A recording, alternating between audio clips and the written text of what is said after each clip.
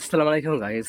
বর্তমানে আছি আমি নন্দীগ্রামে। যেই নন্দীগ্রামে মমতা ব্যানার্জি এবং শুভেন্দুর এখানে একটা প্রার্থী হয়েছিল। তো সেখানে মমতা ব্যানার্জিকে ১ম এ জয়লাভ করে। তারপরে আবার শোনা যায় যে ১৬-১৭০০ ভোটে আবার হারিয়ে গেছে। সেই জায়গাটায় বর্তমানে আছি। আর এখানে এসেছি আমি ভোট প্রচারের জন্য। তো ১ম সকাল এখানে একদম কেমন দেখাচ্ছি। এখানে একটা জায়গা, একটা ছাদের উপরে এসেছি।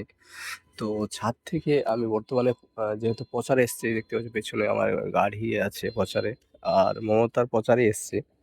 হয়তো মমতা এবার সিট পেয়ে যেতে পারে এখানকার, বা সুমন্ত যদি এখানে দাঁড়ায় তা হয়তো হারিয়ে দিতেও পারে। তো এখানকার পরিস্থিতি কিরকম তোমাদেরকে সেটা আমি দেখানোর জন্য এসেছি। এটা হচ্ছে সেই নন্দীগ্রামের যে নন্দীগ্রাম যে মেন জেলা পরিষদ বলো বা বাস স্ট্যান্ড বলো বা হসপিটাল বা মেন সিট থেকে এখানে হয়তো ১৫ ১৫-১৬ কিলোমিটার দূরে আছি।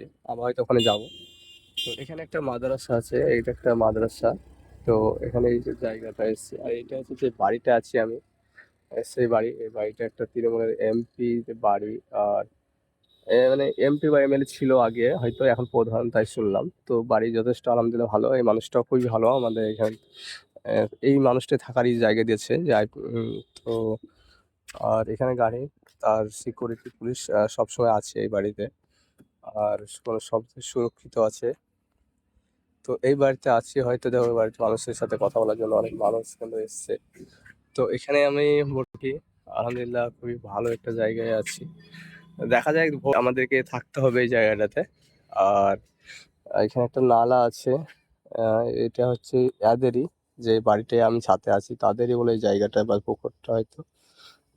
তো দেখতেই পাচ্ছ এখানে এই পরিস্থিতি, এরকম জায়গা। এখানে এদিককার নন্দীগ্রামের বাড়িঘর কিরকম, সকালে পরিবেশ কিরকম, ক্রাউড কিরকম, কিরকম মানুষজন, কে কোথায় যায়। তো এই এলাকাটা হয়তো মুসলিম এলাকা, যেটা বুঝতে পারছি। আর এখানে কোনো সমস্যা, কোনো ঝামেলা কাজ এই এলাকাটায় বলে হয় না। সেটা আমিও এরা বলছে, তাদের মুখে শুনলাম। তো এখানে যেহেতু পাশে মাদ্রাসা আছে, সেখানে মুসলিম জনবসতি এলাকা হবে। তো এটাই হচ্ছে সকাল। তো আমি সকাল সকাল উঠলাম, উঠে এটা দিয়ে বাড়িটা একদম জাহাজ। তো আমি একজনকে একটা হাস্যকর বিষয় হচ্ছে, আমি যখন প্রথমে করলাম, একজন বলছে যে আম, এই বাড়িটার নাম বললাম। তো এই বাড়ির মানুষটা, তার নাম হচ্ছে সুফিয়ান স্যার বলছে। আহ, তো বলছে জাহাজ বাড়ি, তাই বলছিলাম। মানে তার মানে এবার বুঝতে পারলাম যে জাহাজ বাড়ি বলার কারণ, মানে বাড়ির ওপরে যে আছে ডিজাইনটা, সেটা হচ্ছে জাহাজের মতো, তাই জাহাজ বাড়ি বলে।